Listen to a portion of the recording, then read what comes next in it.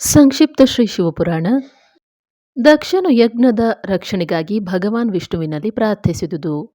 ಭಗವಂತನು ದಕ್ಷನನ್ನು ಸಮಜಾಯಿಸುವುದು ಹಾಗೂ ಸೇನಾ ಸಹಿತ ವೀರಭದ್ರನ ಆಗಮನ. ದಕ್ಷನು ಹೇಳಿದನು, ದೇವದೇವ ಹರಿಯೇ, ವಿಷ್ಣುವೇ, ದೀನಬಂಧುವೇ, ಕೃಪಾನಿಧಿಯೇ, ನೀನು ನನ್ನನ್ನು ಮತ್ತು ನನ್ನ ಯಜ್ಞವನ್ನು ರಕ್ಷಿಸಬೇಕು. ಪ್ರಭುವೇ, ನೀನೇ ಯಜ್ಞದ ರಕ್ಷಕನಾಗಿರುವೆ.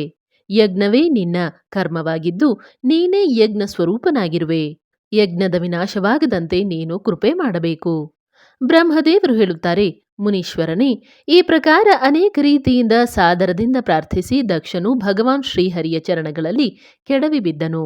ಅವನ ಚಿತ್ತವು ಭಯದಿಂದ ವ್ಯಾಕುಲವಾಗಿತ್ತು. ಮನಸ್ಸಿನಲ್ಲಿ ಗಾಬರಿಗೊಂಡ ಆ ದಕ್ಷ ಪ್ರಜಾಪತಿಯನ್ನು ಎಬ್ಬಿಸಿ ಅವನ ಮಾತನ್ನು ಕೇಳಿದ ಭಗವಾನ್ ವಿಷ್ಣುವು ದೇವಾಧಿದೇವ ಶಿವನನ್ನು ಸ್ಮರಿಸಿಕೊಂಡನು. ತನ್ನ ಪ್ರಭುವು ಮಹಾನ್ ಐಶ್ವರ್ಯದಿಂದ ಕೂಡಿದ ಪರಮೇಶ್ವರ ಶಿವನನ್ನು ಸ್ಮರಿಸಿದ ಶಿವತತ್ವದ ಜ್ಞಾತೃನಾದ ಶ್ರೀಹರಿಯು ದಕ್ಷನಿಗೆ ಸಮಜಾಯಿಸುತ್ತಾ ಹೇಳಿದನು. ಶ್ರೀಹರಿಯು ಹೇಳುತ್ತಾನೆ, ದಕ್ಷನೇ, ನಾನು ನಿನಗೆ ತತ್ವದ ಮಾತನ್ನು ಹೇಳುವೆನು.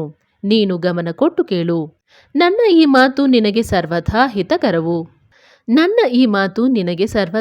ಹಿತಕರವು ಮಹಾಮಂತ್ರದಂತೆಯೂ ಸುಖದಾಯಕವಾದೀತು.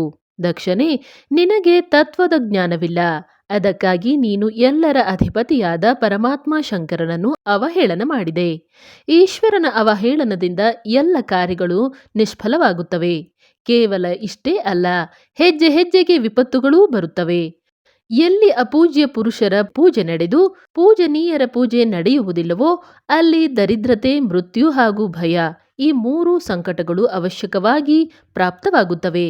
ಈಶ್ವರಾವಜ್ಞೆಯ ಸರ್ವಂ ಕಾರ್ಯಂ ಭವತಿ ಸರ್ವಥಾ, ವಿಫಲಂ ಕೇವಲಂ ನೈವ ವಿಪತ್ತಿಶ್ಚ ಪದೇ ಪದೇ. ಅಪೂಜ್ಯ ಯತ್ರ ಪೂಜ್ಯಂತೆ ಪೂಜನೀಯೋ ನ ಪೂಜ್ಯತೆ, ತ್ರೀಣಿ ತತ್ರ ಭವಿಷ್ಯಂತಿ ದಾರಿದ್ರ್ಯಂ ಮರಣಂ ಭಯಂ. ಅದಕ್ಕಾಗಿ ಸಂಪೂರ್ಣ ಪ್ರಯತ್ನದಿಂದ ನೀನು ಭಗವಾನ್ ವೃಷಭಧ್ವಜನ ಸಮ್ಮಾನ ಮಾಡಬೇಕು. ಮಹೇಶ್ವರನ ಅಪಮಾನ ಮಾಡುವುದರಿಂದಲೇ ನಿನ್ನ ಮೇಲೆ ಮಹಾನ್ ಭಯವು ಉಪಸ್ಥಿತವಾಗಿದೆ. ನಾವೆಲ್ಲರೂ ಪ್ರಭುಗಳಾಗಿದ್ದರೂ ಇಂದು ನಿನ್ನ ದುರ್ನೀತಿಯ ಕಾರಣದಿಂದ ಬಂದಿರುವ ಸಂಕಟವನ್ನು ನಿವಾರಿಸಲು ಸಮರ್ಥರಲ್ಲ. ಇದನ್ನು ನಾನು ನಿನ್ನಲ್ಲಿ ನಿಜವಾದ ಮಾತನ್ನೇ ಹೇಳುತ್ತಿದ್ದೇನೆ. ಬ್ರಹ್ಮದೇವರು ಹೇಳುತ್ತಾರೆ, ನಾರದನೇ, ಭಗವಾನ್ ವಿಷ್ಣುವಿನ ಈ ಮಾತನ್ನು ಕೇಳಿ ದಕ್ಷನು ಚಿಂತೆಯಲ್ಲಿ ಮುಳುಗಿದನು. ಅವನ ಮುಖವು ಬಾಡಿಹೋಯಿತು ಹಾಗೂ ಅವನು ಸುಮ್ಮನೆ ನಿಂತುಕೊಂಡನು. ಇದೇ ಸಮಯದಲ್ಲಿ ಭಗವಾನ್ ರುದ್ರನು ಕಳಿಸಿದ ಗಣನಾಯಕ ವೀರಭದ್ರನು ತನ್ನ ಸೈನ್ಯದೊಂದಿಗೆ ಯಜ್ಞ ಸ್ಥಳಕ್ಕೆ ಬಂದು ತಲುಪಿದನು. ಅವರೆಲ್ಲರೂ ಭಾರೀ ಶೂರರು, ನಿರ್ಭಯರು, ರುದ್ರನಂತೆ ಪರಾಕ್ರಮಿಗಳೂ ಆಗಿದ್ದರು. ಭಗವಾನ್ ಶಂಕರನ ಆಜ್ಞೆಯಿಂದ ಬಂದಿರುವ ಆ ಗಣಗಳ ಗಣನೆ ಅಸಂಭವವಾಗಿತ್ತು. ಆ ವೀರ ಶಿರೋಮಣಿ ರುದ್ರ ಸೈನಿಕರು ಜೋರಾಗಿ ಸಿಂಹನಾದವನ್ನು ಮಾಡತೊಡಗಿದರು. ಅವರ ಆ ಮಹಾನಾದದಿಂದ 3 ಲೋಕಗಳು ಪ್ರತಿಧ್ವನಿಸಿದವು. ಆಕಾಶವು ಧೂಳಿನಿಂದ ಮುಚ್ಚಿಹೋಯಿತು. ದಿಕ್ಕುಗಳಲ್ಲಿ ಅಂಧಕಾರವು ಆವರಿಸಿತು. ಸಪ್ತದ್ವೀಪದಿಂದ ಕೂಡಿದ ಪೃಥಿವಿಯು ಅತ್ಯಂತ ಭಯದಿಂದ ವ್ಯಾಕುಲನಾಗಿ ಪರ್ವತ, ವನ ಹಾಗೂ ಕಾನನಗಳ ಸಹಿತ ನಡುಗತೊಡಗಿತು. ಸಮುದ್ರಗಳಲ್ಲಿ ಭರತ ಬಂದು ಉಕ್ಕಿದವು. ಹೀಗೆ ಸಮಸ್ತ ಲೋಕಗಳನ್ನು ವಿನಾಶ ಮಾಡುವುದರಲ್ಲಿ ಸಮರ್ಥವಾದ ಆ ವಿಶಾಲ ಸೇನೆಯನ್ನು ನೋಡಿ ದೇವತೆಗಳೆಲ್ಲರೂ ಚಕಿತರಾದರು. ಸೈನ್ಯದ ಉದ್ಯೋಗವನ್ನು ನೋಡಿ ದಕ್ಷನ ಮುಖದಿಂದ ರಕ್ತವು ಸುರಿಯಿತು. ಅವನು ತನ್ನ ಪತ್ನಿಯನ್ನು ಕರೆದುಕೊಂಡು ಭಗವಾನ್ ವಿಷ್ಣುವಿನ ಚರಣಗಳಲ್ಲಿ ದಂಡವತ್ ಬಿದ್ದು ಹೀಗೆಂದನು. ದಕ್ಷನು ಹೇಳಿದನು, ವಿಷ್ಣುವೇ, ಮಹಾಪ್ರಭುವೇ, ನಿನ್ನ ಬಲದಿಂದಲೇ ನಾನು ಈ ಮಹಾಯಜ್ಞವನ್ನು ಪ್ರಾರಂಭಿಸಿದುದು. ಸತ್ಕರ್ಮದ ಸಿದ್ಧಿಗಾಗಿ ನೀನೇ ಪ್ರಮಾಣವೆಂದು ತಿಳಿಯಲಾಗಿದೆ. ವಿಷ್ಣುವೇ, ನೀನು ಕರ್ಮಗಳ ಸಾಕ್ಷಿಯೂ ಯಜ್ಞಗಳ ಪ್ರತಿಪಾಲಕನಾಗಿರುವೆ. ಮಹಾಪ್ರಭುವೇ, ನೀನು ವೇದೋಕ್ತ ಧರ್ಮ ಹಾಗೂ ಬ್ರಹ್ಮದೇವರ ರಕ್ಷಕನಾಗಿರುವೆ. ಆದ್ದರಿಂದ ಪ್ರಭುವೇ, ನೀನು ನನ್ನ ಈ ಯಜ್ಞವನ್ನು ರಕ್ಷಿಸಬೇಕು, ಏಕೆಂದರೆ ನೀನೇ ಎಲ್ಲರ ಪ್ರಭುವಾಗಿರುವೆ. ಬ್ರಹ್ಮದೇವರು ಹೇಳುತ್ತಾರೆ, ದಕ್ಷನ ಅತ್ಯಂತ ದೀನವಾದ ಮಾತನ್ನು ಕೇಳಿ ಭಗವಾನ್ ವಿಷ್ಣುವು ಆಗ ಶಿವ ತತ್ವದಿಂದ ವಿಮುಖನಾದ ದಕ್ಷನನ್ನು ಸಂತೈಸುತ್ತಾ ಇಂತೆಂದನು. ಶ್ರೀ ವಿಷ್ಣುವು ಹೇಳಿದನು, ದಕ್ಷನೇ, ನಿನ್ನ ಯಜ್ಞವನ್ನು ನಾನು ರಕ್ಷಿಸಬೇಕೆಂಬುದರಲ್ಲಿ ಸಂದೇಹವೇ ಇಲ್ಲ. ಏಕೆಂದರೆ ಧರ್ಮ ಪರಿಪಾಲನೆಯ ವಿಷಯಕವಾಗಿ ನನ್ನ ಸತ್ಯ ಪ್ರತಿಜ್ಞೆಯು ಸರ್ವತ್ರ ವಿಖ್ಯಾತವಾಗಿದೆ. ಆದರೆ ದಕ್ಷನೇ, ನಾನು ಹೇಳುವುದನ್ನು ಕೇಳು. ಈಗ ನಿನ್ನ ಕ್ರೂರತೆಯಿಂದ ಕೂಡಿದ ಬುದ್ಧಿಯನ್ನು ತ್ಯಜಿಸಿಬಿಡು. ದೇವತೆಗಳ ಕ್ಷೇತ್ರವಾದ ನೈಮಿಷಾರಣ್ಯದಲ್ಲಿ ನಡೆದ ಅದ್ಭುತ ಘಟನೆಯು ನಿನಗೆ ನೆನಪಿಲ್ಲವೆಂದು ಕಾಣುತ್ತದೆ. ನೀನು ನಿನ್ನ ಕೆಟ್ಟ ಬುದ್ಧಿಯಿಂದಾಗಿ ಅದನ್ನು ಮರೆತು ಬಿಟ್ಟೆಯಾ? ಇಲ್ಲಿ ಭಗವಾನ್ ರುದ್ರನ ಕೋಪದಿಂದ ನಿನ್ನನ್ನು ರಕ್ಷಿಸಲು ಯಾರು ಸಮರ್ಥನಾಗಿದ್ದಾನೆ? ದಕ್ಷನೇ, ನಿನ್ನನ್ನು ರಕ್ಷಿಸುವುದು ಯಾರಿಗೂ ಅಭಿಮತವಿಲ್ಲ. ಆದರೆ ನಿನ್ನನ್ನು ರಕ್ಷಿಸಲು ಉದ್ಯುಕ್ತನಾದವನು ತನ್ನ ದುರ್ಬುದ್ಧಿಯ ಪರಿಚಯವನ್ನೇ ಮಾಡಿದಂತಾಗುವುದು. ದುರ್ಮತಿಯೇ, ಕರ್ಮ ಯಾವುದು ಅಕರ್ಮ ಯಾವುದು ಇದನ್ನು ನೀನು ತಿಳಿಯುತ್ತಿಲ್ಲ. ಕೇವಲ ಕರ್ಮವೇ ಎಂದಿಗೂ ಏನನ್ನೂ ಮಾಡುವುದಕ್ಕೆ ಸಮರ್ಥವಾಗಲಾರದು. ಯಾರ ಸಹಯೋಗದಿಂದ ಕರ್ಮದಲ್ಲಿ ಏನಾದರೂ ಮಾಡುವ ಸಾಮರ್ಥ್ಯ ಬರುವುದೋ ಅದನ್ನು ನೀನು ಸ್ವಕರ್ಮವೆಂದು ತಿಳಿ. ಭಗವಾನ್ ಶಿವನಲ್ಲದೆ ಬೇರೆ ಯಾರೂ ಕರ್ಮದಲ್ಲಿ ಕಲ್ಯಾಣ ಮಾಡುವ ಶಕ್ತಿಯನ್ನು ಕೊಡಲಾರರು. ಶಾಂತನಾದ ಈಶ್ವರನಲ್ಲಿ ಮನಸ್ಸನ್ನು ನೆಟ್ಟು ಅವನ ಭಕ್ತಿಪೂರ್ವಕ ಕಾರ್ಯ ಮಾಡುವವನಿಗೆ ಭಗವಾನ್ ಶಿವನು ಆಗಲೇ ಆ ಕರ್ಮದ ಫಲವನ್ನು ಕೊಡುವನು. ಕೇವಲ ಜ್ಞಾನವನ್ನು ಆಶ್ರಯಿಸಿ ಯಾರು ಅನೀಶ್ವರವಾದಿಯಾಗುವನೋ ಅಥವಾ ಈಶ್ವರನನ್ನು ಒಪ್ಪಿಕೊಳ್ಳುವುದಿಲ್ಲವೋ ಆ ಮನುಷ್ಯನು ಶತಕೋಟಿ ಕಲ್ಪಗಳವರೆಗೆ ನರಕದಲ್ಲಿ ಬಿದ್ದುಕೊಂಡಿರುವನು.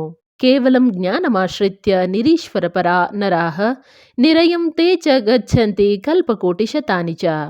ಮತ್ತೆ ಕರ್ಮಪಾಶದಲ್ಲಿ ಬಂಧಿತನಾದ ಆ ಜೀವನು ಪ್ರತಿಯೊಂದು ಜನ್ಮದಲ್ಲಿಯೂ ನರಕಗಳ ಯಾತನೆಯನ್ನು ಅನುಭವಿಸುವನು. ಏಕೆಂದರೆ ಅವನು ಕೇವಲ ಸಕಾಮ ಕರ್ಮವನ್ನೇ ಆಶ್ರಯಿಸುವವನಾಗುವನು. ಭಗವಾನ್ ರುದ್ರನ ಕ್ರೋಧಾಗ್ನಿಯಿಂದ ಪ್ರಕಟನಾದ ಶತ್ರುಮರ್ದನ ವೀರಭದ್ರನು ಆ ಯಜ್ಞಶಾಲೆಗೆ ತಲುಪಿದನು. ಈಗ ಸಮಸ್ತ ರುದ್ರಗಣರ ನಾಯಕನೂ ಇವನೇ ಆಗಿದ್ದಾನೆ. ಇವನು ನಮ್ಮ ವಿನಾಶಕ್ಕಾಗಿಯೇ ಬಂದಿರುವನು. ಇದರಲ್ಲಿ ಸಂಶಯವೇ ಇಲ್ಲ. ಯಾವುದೇ ಕಾರ್ಯವಿರಲಿ ವಸ್ತುತಃ ಇವನಿಗೆ ಅಶಕ್ಯವೆಂಬುದೇ ಇಲ್ಲ. ಈ ಮಹಾ ಸಾಮರ್ಥ್ಯಶಾಲಿ ವೀರಭದ್ರನು ಎಲ್ಲ ದೇವತೆಗಳನ್ನು ಅವಶ್ಯವಾಗಿ ಸುಟ್ಟೇ ಶಾಂತನಾಗುವನು. ಇದರಲ್ಲಿ ಸಂಶಯವೇ ಇಲ್ಲವೆಂದು ಕಂಡುಬರುತ್ತದೆ. ನಾನು ಭ್ರಮೆಯಿಂದ ಮಹಾದೇವನ ಶಪಥವನ್ನು ಉಲ್ಲಂಘಿಸಿ ಇಲ್ಲಿ ಇರುವ ಕಾರಣದಿಂದ ನಿನ್ನೊಂದಿಗೆ ನನಗೂ ಈ ಕಷ್ಟವನ್ನು ಎದುರಿಸಬೇಕಾದೀತು. ಭಗವಾನ್ ವಿಷ್ಣುವು ಈ ಪ್ರಕಾರ ಹೇಳುತ್ತಲೇ ಇರುವಾಗ ವೀರಭದ್ರನೊಂದಿಗೆ ಶಿವಗಣಗಳ ಸೈನ್ಯವು ಸಮುದ್ರದಂತೆ ಉಕ್ಕಿ ಬಂತು. ಸಮಸ್ತ ದೇವತೆಗಳು ಅದನ್ನು ನೋಡುತ್ತಲೇ ಇದ್ದರು. ಇಂದ್ರಾದಿಗಳಿಗೆ ಬೃಹಸ್ಪತಿಯು ರುದ್ರದೇವರ ಅಜೇಯತ್ವವನ್ನು ತಿಳಿಸುವುದು. ಶ್ರೀ ವಿಷ್ಣು ಮತ್ತು ವೀರಭದ್ರರ ಮಾತುಕತೆ.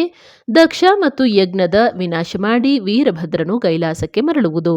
ಬ್ರಹ್ಮದೇವರು ಹೇಳುತ್ತಾರೆ, ನಾರದನೇ, ಆ ಸಮಯದಲ್ಲಿ ದೇವತೆಗಳೊಡನೆ ಶಿವಗಣರ ಘೋರ ಯುದ್ಧವು ಪ್ರಾರಂಭವಾಯಿತು. ಅದರಲ್ಲಿ ದೇವತೆಗಳೆಲ್ಲರೂ ಪರಾಜಿತರಾಗಿ ಪಲಾಯನ ಮಾಡತೊಡಗಿದರು. ಅವರು ಒಬ್ಬೊಬ್ಬರನ್ನೊಬ್ಬರು ಅಗಲಿ ಸ್ವರ್ಗಲೋಕಕ್ಕೆ ಹೊರಟು ಹೋದರು. ಆಗ ಕೇವಲ ಮಹಾಬಲಿ ಇಂದ್ರಾದಿ ಲೋಕಪಾಲಕರು ಮಾತ್ರ ಆ ದಾರುಣ ಸಂಗ್ರಾಮದಲ್ಲಿ ಧೈರ್ಯ ವಹಿಸಿ ಉತ್ಸುಕತೆಯಿಂದ ನಿಂತಿದ್ದರು. ಅನಂತರ ಇಂದ್ರಾದಿ ದೇವತೆಗಳೆಲ್ಲರೂ ಸೇರಿ ಆ ಸಮರಾಂಗಣದಲ್ಲಿ ಬೃಹಸ್ಪತಿಯನ್ನು ವಿನೀತ ಭಾವದಿಂದ ನಮಸ್ಕರಿಸಿ ಕೇಳತೊಡಗಿದರು. ಲೋಕಪಾಲಕರು ಕೇಳಿದರು, ಗುರುದೇವ, ಬೃಹಸ್ಪತಿಗಳೇ, ಮಹಾಪ್ರಾಜ್ಞರೇ, ದಯಾನಿಧೆ, ನಮ್ಮ ವಿಜಯವು ಹೇಗಾದೀತೆಂದು ನಾವು ತಿಳಿಯಬಯಸುತ್ತೇವೆ. ಬೇಗನೆ ಹೇಳಿರಿ. ಅವರ ಈ ಮಾತನ್ನು ಕೇಳಿ ಬೃಹಸ್ಪತಿಗಳು ಭಗವಾನ್ ಶಂಭುವನ್ನು ಸ್ಮರಿಸಿ ಜ್ಞಾನ ದುರ್ಬಲ ಮಹೇಂದ್ರನಲ್ಲಿ ತಿಳಿಸಿದರು. ಬೃಹಸ್ಪತಿಗಳು ಹೇಳಿದರು, ಇಂದ್ರನೇ, ಭಗವಾನ್ ವಿಷ್ಣುವು ಮೊದಲು ಹೇಳಿದುದೆಲ್ಲವೂ ಈ ಸಮಯದಲ್ಲಿ ನಡೆಯುತ್ತಿದೆ. ನಾನು ಅದನ್ನೇ ಸ್ಪಷ್ಟಪಡಿಸುತ್ತಿರುವೆನು. ಗಮನವಿಟ್ಟು ಕೇಳಿರಿ. ಸಮಸ್ತ ಕರ್ಮಗಳ ಫಲವನ್ನು ಕೊಡುವಂತಹ ಯಾವ ಈಶ್ವರನಿರುವನೋ ಅವನು ಕರ್ತೃವನ್ನೇ ಆಶ್ರಯಿಸಿ ಕರ್ಮ ಮಾಡಿದವನಿಗೆ ಆ ಕರ್ಮದ ಫಲವನ್ನು ಕೊಡುವನು. ಕರ್ಮವನ್ನೇ ಮಾಡದವನಿಗೆ ಫಲವನ್ನು ಕೊಡುವುದಕ್ಕೆ ಅವನೂ ಸಮರ್ಥನಲ್ಲ. ಆದ್ದರಿಂದ ಈಶ್ವರನನ್ನು ತಿಳಿದು ಆಶ್ರಯಿಸಿ ಸತ್ಕರ್ಮ ಮಾಡುವವನಿಗೆ ಆ ಕರ್ಮದ ಫಲವು ದೊರೆಯುತ್ತದೆ. ಈಶ್ವರ ದ್ರೋಹಿಗಲ್ಲ. ಮಂತ್ರವಿರಲಿ, ಔಷಧಗಳಿರಲಿ, ಸಮಸ್ತ ಆಭಿಚಾರಿಕ ಕರ್ಮಗಳಿರಲಿ, ಲೌಕಿಕ ಪುರುಷನಿರಲಿ, ಕರ್ಮವಾಗಲಿ, ವೇದವಾಗಲಿ, ಪೂರ್ವ ಮತ್ತು ಉತ್ತರ ಮೀಮಾಂಸೆಯಾಗಲಿ, ನಾನಾ ವೇದಗಳಿಂದ ಕೂಡಿದ ಬೇರೆ ಬೇರೆ ಶಾಸ್ತ್ರಗಳೇ ಇರಲಿ, ಈಶ್ವರನನ್ನು ತಿಳಿಯಲು ಸಮರ್ಥರಲ್ಲವೆಂದು ಪ್ರಾಚೀನ ವಿದ್ವಾಂಸರ ಹೇಳಿಕೆಯಾಗಿದೆ.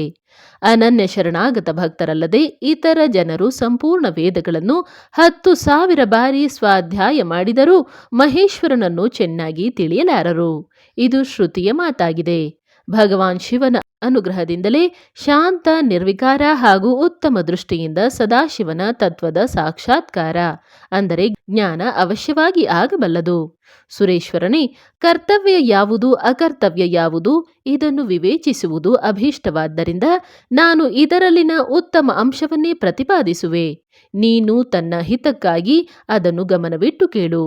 ಇಂದ್ರನೇ, ನೀನು ಲೋಕಪಾಲಕರೊಂದಿಗೆ ಎಂದು ತಿಳುವಳಿಕೆ ಇಲ್ಲದೆ ದಕ್ಷ ಯಜ್ಞಕ್ಕೆ ಬಂದಿರುವೆ. ಇಲ್ಲಿ ಯಾವ ಪರಾಕ್ರಮ ತೋರುವೆ ಹೇಳು. ಭಗವಾನ್ ರುದ್ರನೇ ಸಹಾಯಕರಾದ ಈ ಪರಮ ಕ್ರೋಧಿ ರುದ್ರಗಣರು ಈ ಯಜ್ಞದಲ್ಲಿ ವಿಘ್ನವನ್ನೊಡ್ಡಲೆಂದೇ ಬಂದಿರುವರು ಹಾಗೂ ತಮ್ಮ ಕಾರ್ಯವನ್ನು ಪೂರ್ಣಗೊಳಿಸುವರು. ಇದರಲ್ಲಿ ಸಂಶಯವೇ ಇಲ್ಲ. ಈ ಯಜ್ಞದ ವಿಘ್ನವನ್ನು ನಿವಾರಿಸುವ ಉಪಾಯವು ವಸ್ತುತಃ ನಿಮ್ಮಲ್ಲಿ ಯಾರಿಗೂ ಇಲ್ಲವೆಂದು ನಾನು ಸತ್ಯವಾಗಿ ಹೇಳುತ್ತೇನೆ. ಬೃಹಸ್ಪತಿಯ ಈ ಮಾತನ್ನು ಕೇಳಿ ಆ ಇಂದ್ರ ಸಹಿತ ಸಮಸ್ತ ಲೋಕಪಾಲರು ದೊಡ್ಡ ಚಿಂತೆಯಲ್ಲಿ ಸಿಲುಕಿದರು. ಆಗ ಮಹಾವೀರ ರುದ್ರಗಣಗಳಿಂದ ಸುತ್ತುವರಿದ ವೀರಭದ್ರನು ಮನಸ್ಸಿನಲ್ಲೇ ಶಂಕರನನ್ನು ಸ್ಮರಿಸಿ ಇಂದ್ರಾದಿ ಲೋಕಪಾಲಕರನ್ನು ಗದರಿಸಿದನು. ಬಳಿಕ ರುದ್ರಗಣರ ನಾಯಕನಾದ ವೀರಭದ್ರನು ರೋಷದಿಂದ ತತ್ಕ್ಷಣ ಸಮಸ್ತ ದೇವತೆಗಳನ್ನು ಹರಿತವಾದ ಬಾಣಗಳಿಂದ ಘಾಸಿಪಡಿಸಿದನು. ಆ ಬಾಣಗಳ ಏಟನ್ನು ತಿಂದು ಇಂದ್ರಾದಿ ಸಮಸ್ತ ಸುರೇಶ್ವರರು 10 ದಿಕ್ಕುಗಳಿಗೂ ಓಡಿ ಹೋದರು. ಲೋಕಪಾಲಕರು ಹೊರಟು ಹೋದರು. ದೇವತೆಗಳು ಓಡಿ ಹೋದರು. ಆಗ ವೀರಭದ್ರನು ತನ್ನ ಗಣಗಳೊಂದಿಗೆ ಯಜ್ಞಶಾಲೆಯ ಸಮೀಪಕ್ಕೆ ಬಂದನು. ಆಗ ಅಲ್ಲಿ ನೆರೆದಿದ್ದ ಸಮಸ್ತ ಋಷಿಗಳು ಅತ್ಯಂತ ಭಯಗೊಂಡು ಪರಮೇಶ್ವರ ಶ್ರೀಹರಿಯಲ್ಲಿ ರಕ್ಷಣೆಗಾಗಿ ಪ್ರಾರ್ಥನೆ ಮಾಡುತ್ತಾ ನತಮಸ್ತಕರಾಗಿ ನುಡಿದರು. ದೇವದೇವನೇ, ರಮಾನಾಥ, ಸರ್ವೇಶ್ವರ, ಮಹಾಪ್ರಭುವೇ, ನೀನು ದಕ್ಷನ ಯಜ್ಞವನ್ನು ರಕ್ಷಿಸು. ನೀನೇ ಯಜ್ಞನಾಗಿರುವೆ, ಇದರಲ್ಲಿ ಸಂಶಯವೇ ಇಲ್ಲ. ಯಜ್ಞವು ನಿನ್ನ ಕರ್ಮ, ರೂಪ ಮತ್ತು ಅಂಗವಾಗಿದೆ. ನೀನು ಯಜ್ಞದ ರಕ್ಷಕನಾಗಿರುವೆ. ಆದ್ದರಿಂದ ದಕ್ಷ ಯಜ್ಞವನ್ನು ರಕ್ಷಿಸು. ನೀನಲ್ಲದೆ ಬೇರೆ ಯಾರೂ ಇದರ ರಕ್ಷಕರಿಲ್ಲ. ಬ್ರಹ್ಮದೇವರು ಹೇಳುತ್ತಾರೆ, ನಾರದನೇ, ಋಷಿಗಳ ಈ ವಚನವನ್ನು ಕೇಳಿ ನನ್ನ ಜೊತೆಗೆ ಭಗವಾನ್ ವಿಷ್ಣುವು ವೀರಭದ್ರನೊಂದಿಗೆ ಯುದ್ಧ ಮಾಡುವ ಇಚ್ಛೆಯಿಂದ ಹೊರಟನು. ಶ್ರೀಹರಿಯು ಯುದ್ಧಕ್ಕಾಗಿ ಉದ್ಯುಕ್ತನಾಗಿರುವುದನ್ನು ನೋಡಿ ವೀರ ಪ್ರಮಥ ಗಣಗಳಿಂದ ಸುತ್ತುವರಿದ ಶತ್ರುಮರ್ದನ ವೀರಭದ್ರನು ಕಠಿಣ ಶಬ್ದಗಳಿಂದ ಭಗವಾನ್ ವಿಷ್ಣುವನ್ನು ಗದರಿಸತೊಡಗಿದನು. ಬ್ರಹ್ಮದೇವರು ಹೇಳುತ್ತಾರೆ, ನಾರದನೇ, ವೀರಭದ್ರನ ಈ ಮಾತನ್ನು ಕೇಳಿ ಬುದ್ಧಿವಂತನಾದ ದೇವೇಶ್ವರ ವಿಷ್ಣು ಅಲ್ಲಿ ಪ್ರಸನ್ನತೆಯಿಂದ ನಗುತ್ತಾ ನುಡಿದನು. ಶ್ರೀ ವಿಷ್ಣು ಹೇಳುತ್ತಾನೆ, ವೀರಭದ್ರನೇ, ಇಂದು ನಿನ್ನ ಮುಂದೆ ನಾನು ಹೇಳುವುದನ್ನು ಕೇಳು. ನಾನು ಭಗವಾನ್ ಶಂಕರನ ಸೇವಕನಾಗಿರುವೆನು. ನೀನು ನನ್ನನ್ನು ರುದ್ರದೇವನಿಂದ ವಿಮುಖವೆಂದು ತಿಳಿಯಬೇಡ. ದಕ್ಷನು ಅಜ್ಞಾನಿಯಾಗಿದ್ದಾನೆ.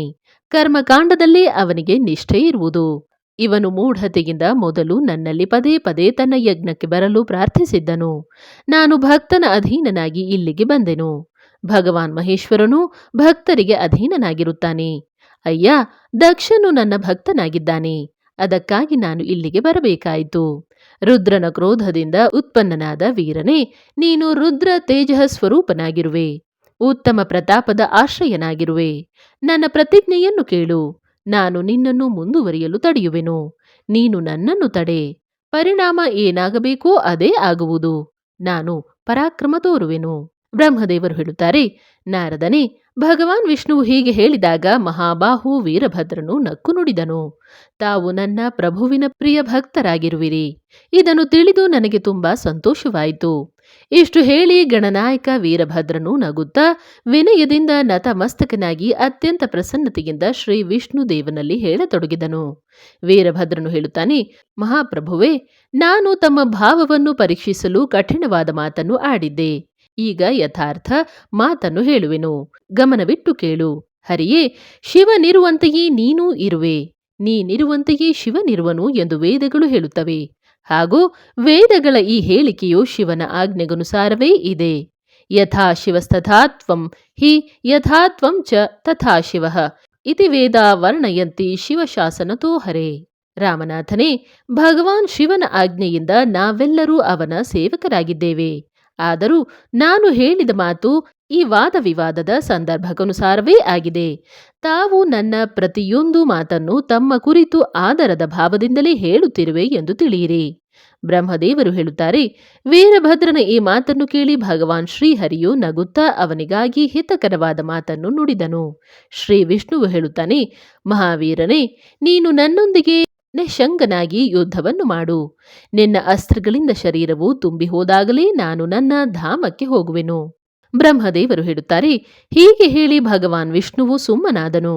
ಹಾಗೂ ಯುದ್ಧಕ್ಕಾಗಿ ಸೊಂಟ ಬಿಗಿದು ಸಿದ್ಧನಾದನು.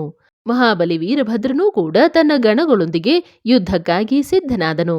ನಾರದನೇ, ಅನಂತರ ಭಗವಾನ್ ವಿಷ್ಣುವು ಮತ್ತು ವೀರಭದ್ರರಲ್ಲಿ ಘೋರ ಯುದ್ಧ ನಡೆಯಿತು. ಕೊನೆಗೆ ವೀರಭದ್ರನು ಭಗವಾನ್ ವಿಷ್ಣುವಿನ ಚಕ್ರವನ್ನು ಸ್ತಂಭಿತಗೊಳಿಸಿದನು ಹಾಗೂ ಶಾಗ್ನ ಧನುಷ್ಯವನ್ನು 3 ತುಂಡುಗಳಾಗಿಸಿಬಿಟ್ಟನು. ಆಗ ನನ್ನಿಂದ ಹಾಗೂ ಸರಸ್ವತಿಯಿಂದ ಬೋಧಿತನಾಗಿ ಶ್ರೀ ವಿಷ್ಣುವು ಆ ಮಹಾನ್ ಗಣನಾಯಕ ವೀರಭದ್ರನು ಅಸಹ್ಯ ತೇಜದಿಂದ ಸಂಪನ್ನನೆಂದು ತಿಳಿದು ಅಲ್ಲಿಂದ ಅಂತರ್ಧಾನನಾಗುವ ವಿಚಾರ ಮಾಡಿದನು. ಇತರ ದೇವತೆಗಳೂ ಕೂಡ ಸತಿಯ ಕುರಿತು ಆದ ಅನ್ಯಾಯದ್ದೇ ಇದೆಲ್ಲ ಭಾವಿ ಪರಿಣಾಮವಾಗಿದೆ ಎಂದು ತಿಳಿದುಕೊಂಡರು. ಇತರರಿಗೆ ಈ ಸಂಕಟವನ್ನು ಈಡೇರಿಸುವುದು ಅತ್ಯಂತ ಕಠಿಣವಾಗಿದೆ. ಹೀಗೆ ತಿಳಿದು ಅವೆಲ್ಲ ದೇವತೆಗಳು ತಮ್ಮ ಸೇವಕರೊಂದಿಗೆ ಸ್ವತಂತ್ರ ಸರ್ವೇಶ್ವರ ಶಿವನನ್ನು ಸ್ಮರಿಸುತ್ತಾ ತಮ್ಮ ತಮ್ಮ ಲೋಕಗಳಿಗೆ ಹೊರಟು ಹೋದರು. ನಾನೂ ಕೂಡ ಪುತ್ರನ ದುಃಖದಿಂದ ಪೀಡಿತನಾಗಿ ಸತ್ಯಲೋಕಕ್ಕೆ ಮರಳಿ ಬಂದೆ. ಈಗ ನಾನೇನು ಮಾಡಬೇಕೆಂದು ಅತ್ಯಂತ ದುಃಖದಿಂದ ಆತುರನಾಗಿ ಯೋಚಿಸತೊಡಗಿದೆ. ನಾನು ಮತ್ತು ಶ್ರೀ ವಿಷ್ಣುವು ಹೊರಟು ಹೋದ ಬಳಿಕ ಮುನಿಗಳೊಂದಿಗೆ ಸಮಸ್ತ ಯಜ್ಞಕ್ಕೆ ಆಧಾರವಾಗಿರುವ ದೇವತೆಗಳು ಶಿವಗಣಗಳಿಂದ ಪರಾಜಿತರಾಗಿ ಓಡಿ ಹೋದರು. ಆ ಉಪದ್ರವವನ್ನು ನೋಡಿ ಮತ್ತು ಆ ಮಖದ ವಿಧ್ವಂಸವು ನಿಕಟ ಬಂದಿರುವುದೆಂದು ತಿಳಿದು ಆ ಯಜ್ಞವು ಅತ್ಯಂತ ಭಯಗೊಂಡು ಮೃಗ ರೂಪವನ್ನು ಧರಿಸಿ ಅಲ್ಲಿಂದ ಓಡಿ ಹೋಯಿತು. ಮೃಗದ ರೂಪದಲ್ಲಿ ಆಕಾಶದ ಕಡೆಗೆ ಓಡುತ್ತಿರುವುದನ್ನು ನೋಡಿ ವೀರಭದ್ರನು ಅದನ್ನು ಹಿಡಿದು ಅದರ ತಲೆಯನ್ನು ಕತ್ತರಿಸಿಬಿಟ್ಟನು. ಮತ್ತೆ ಅವನು ಮುನಿಗಳ ಮತ್ತು ದೇವತೆಗಳ ಅಂಗಭಂಗವನ್ನು ಮಾಡಿ ಅನೇಕರನ್ನು ಕೊಂದು ಹಾಕಿದನು. ಪ್ರತಾಪಿ ಮಣಿಭದ್ರನು ಭೃಗುವನ್ನು ಎತ್ತಿ ನೆಲಕ್ಕೆ ಕುಕ್ಕಿ ಅವನ ಎದೆಯನ್ನು ಕಾಲಿಂದ ಒತ್ತಿ ಹಿಡಿದು ತತ್ಕಾಲದಲ್ಲಿ ಅವನ ಗಡ್ಡ ಮೀಸೆಗಳನ್ನು ಬೋಳಿಸಿದನು.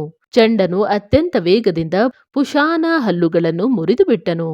ಏಕೆಂದರೆ ಹಿಂದೆ ದಕ್ಷನು ಮಹಾದೇವನಿಗೆ ಬೈಯುತ್ತಿದ್ದಾಗ ಅವನು ಹಲ್ಕಿರಿದು ನಕ್ಕಿದ್ದನು.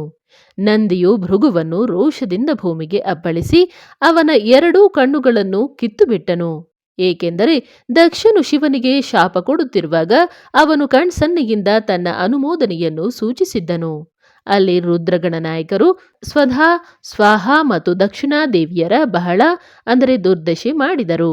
ಅಲ್ಲಿ ಇದ್ದ ಮಂತ್ರ ತಂತ್ರ ಹಾಗೂ ಇತರ ಜನರನ್ನೂ ಕೂಡ ತಿರಸ್ಕಾರದಿಂದ ನೋಡಿದರು. ಬ್ರಹ್ಮಪುತ್ರ ದಕ್ಷನು ಭಯದಿಂದಾಗಿ ಅಂತರ್ವೇದಿಯೊಳಗೆ ಅಡಗಿದನು. ವೀರಭದ್ರನು ಅವನನ್ನು ಹುಡುಕಿ ಬಲವಂತವಾಗಿ ಹಿಡಿದು ತಂದು ಅವನ ಎರಡೂ ಕೆನ್ನೆಗಳನ್ನು ಹಿಡಿದುಕೊಂಡು ಅವನ ತಲೆಯ ಮೇಲೆ ಖಡ್ಗದಿಂದ ಆಘಾತ ಮಾಡಿದನು. ಆದರೆ ಯೋಗದ ಪ್ರಭಾವದಿಂದ ದಕ್ಷನ ತಲೆಯು ಅಭೇದ್ಯವಾಗಿತ್ತು, ಆದ್ದರಿಂದ ತುಂಡಾಗಲಿಲ್ಲ.